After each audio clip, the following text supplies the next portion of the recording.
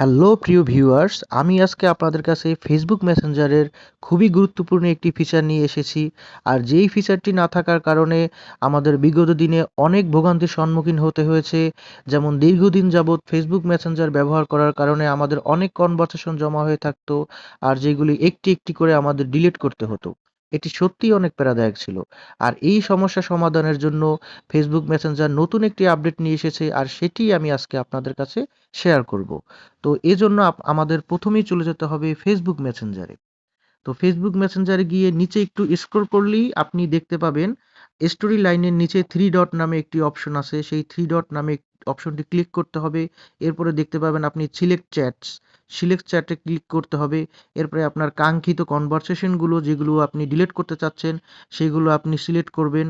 Select করে উপরে তাকিয়ে দেখতে পারবেন তিনটি অপশন আছে। এখান থেকে প্রথম যে ডিলিট ইমোজিটা বা ডিলিট অপশনটা সেটি আপনাকে ক্লিক করতে হবে।